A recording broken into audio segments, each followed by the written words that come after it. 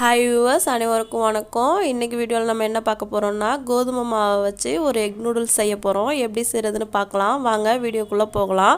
எங்கள் சேனலில் போடுற வீடியோஸ் உங்களுக்கு பிடிச்சிருந்தா லைக் பண்ணுங்கள், ஷேர் பண்ணுங்கள், சப்ஸ்கிரைப் பண்ணுங்கள். மறக்காமல் பெல் பட்டனை ப்ரெஸ் பண்ணுங்கள். அப்போ தான் நாங்கள் போடுற வீடியோஸ் உங்களுக்கு உடனுக்குடன் நோட்டிஃபிகேஷனாக வரும்.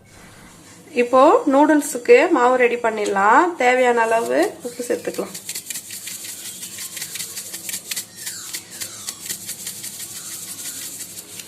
போதும். இப்போ நல்லா கலந்து விட்டுலாம். கொஞ்சம் கொஞ்சமாக தண்ணி சேர்த்து பிசைஞ்சிக்கலாம். நல்லா கொஞ்சம் கொஞ்சமாக தண்ணி சேர்த்து மாவு நல்லா லூஸாக இருக்கிற மாதிரி பிசைஞ்சிக்கலாம்.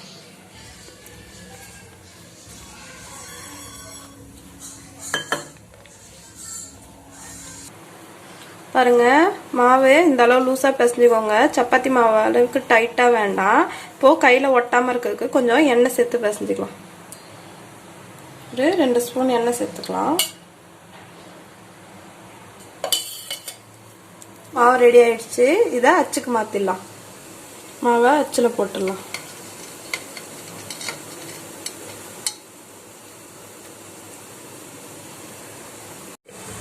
பாருங்க, இப்போ வானலியில தண்ணி வச்சு நல்லா கொதிச்சிருச்சு. அதில் 1 ஸ்பூன் எண்ணெய் ஊற்றிட்டு அச்சில் போட்ட மாவை நம்ம அதில் பிழிஞ்சிடலாம்.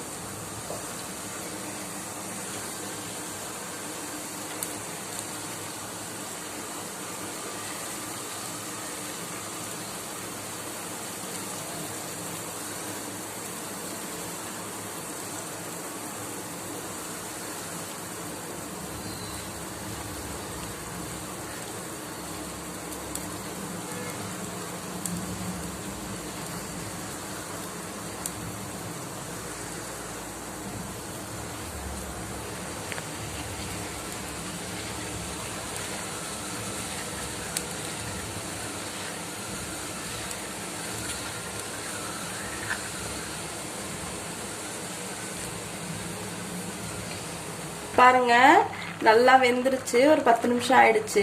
இப்போ இதை வடிகட்டிடலாம். பாருங்க, வடிகட்டியாச்சு. இப்போ நம்ம நூடுல்ஸ் செய்ய ஸ்டார்ட் பண்ணலாம்.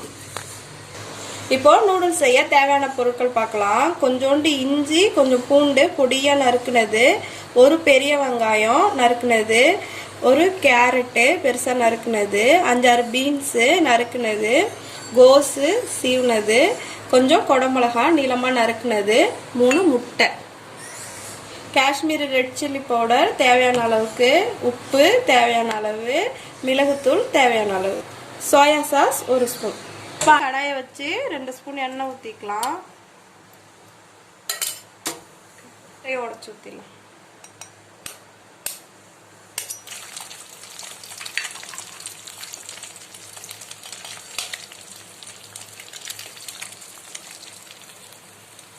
முட்டை உங்களோட ஆப்ஷனல் தான். முட்டை பிடிக்காதவங்க வெஜ் நூடுல்ஸாக கூட இதே மெத்தடில் செய்யலாம்.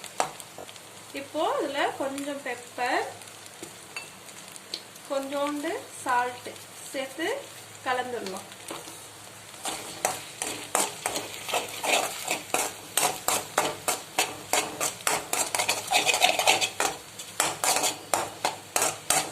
அடுத்து நல்லா கையில் வச்சு கலந்துடுங்க.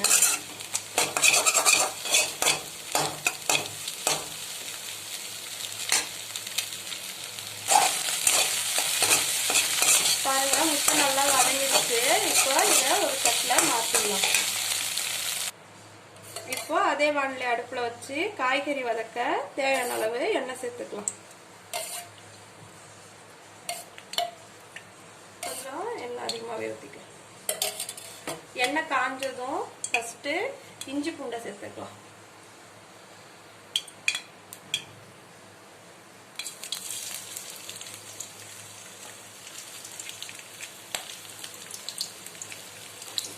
இஞ்சி பூண்டு நல்லா வதங்கட்டும். இஞ்சி பூண்டு நல்லா வதங்கினதும் வெங்காயம் சேர்த்துடலாம்.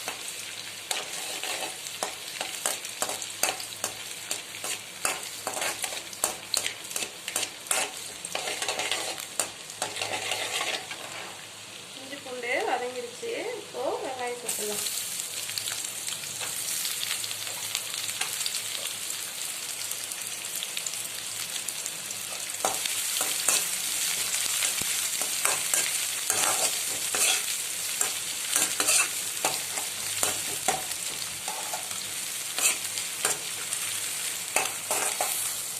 வெங்காயம் வதங்கிடுச்சு.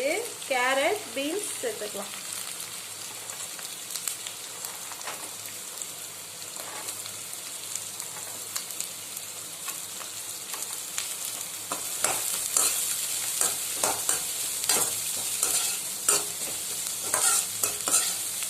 கேரட் பீன்ஸ் நல்லா வதங்கினதும் அதுக்கப்புறம் கேபேஜ் சேர்த்துக்கலாம்.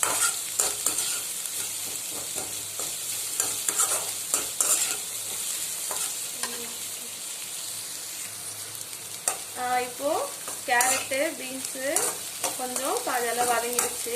இப்போ கேபேஜ் சேர்த்துடலாம்.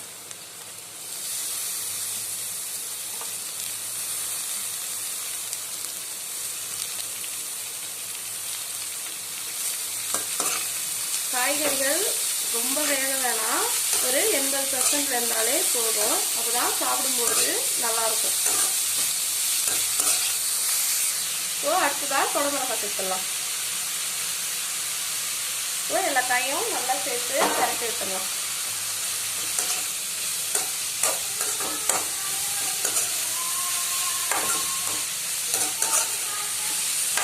இப்போ இதுக்கு தேவையான அளவுக்கு உப்பு சேர்த்துடலாம்.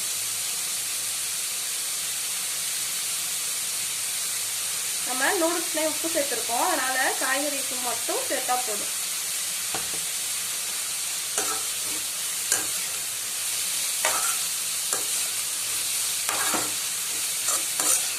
அடுப்பு நல்லா ஹைல வச்சு கிண்டி விடுங்க.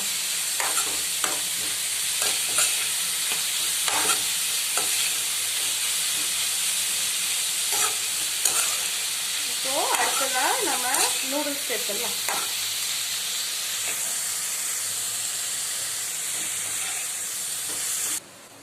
பாருங்க, நம்ம வேக வச்ச நூடுல்ஸ் சூப்பரா ரெடி ஆயிடுச்சு. இதை நம்ம காய்கறியோட சேர்த்து கலந்து விட்டுடலாம்.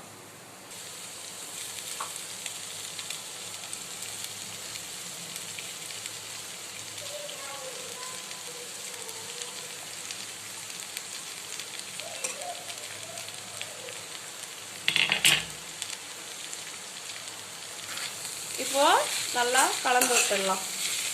நம்ம உப்பெல்லாம் சேர்த்துட்டோம். இப்போ காரத்தூள் மட்டும் சேர்க்கலாம்.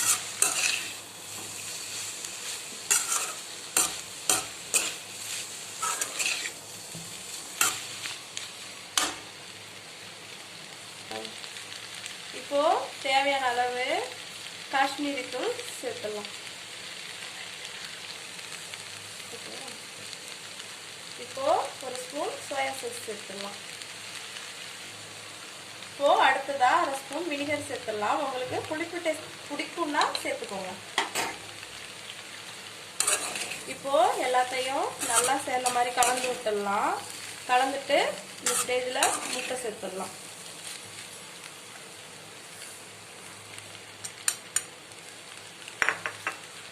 முட்டை சேர்த்து நல்லா கலந்து விட்டுடலாம். மல்லி இலை சேர்த்துருக்கேன். அடுத்தது தேவையான அளவுக்கு மிளகுத்தூள் சேர்த்துக்கலாம். உங்களுக்கு எவ்வளோ காரம் வேணுமோ அந்த அளவுக்கு மிளகுத்தூள் சேர்த்துக்கோங்க. அவ்வளோதாங்க, நல்லா கலந்து விட்டுடலாம். நம்மளோட எக் நூடுல்ஸ் ரெடி ஆயிடுச்சு. இதை பிளேட்டுக்கு மாற்றிடலாம். பாருங்க, சூப்பராக நம்மளோட கோதுமை எக் நூடுல்ஸ் ரெடி ஆயிடுச்சு. மைதால செஞ்ச நூடுல்ஸ் சாப்பிட்றத விட கோதுமை நூடுல்ஸ் சாப்பிட்றது உடம்புக்கு ரொம்ப ஹெல்த்தியானது.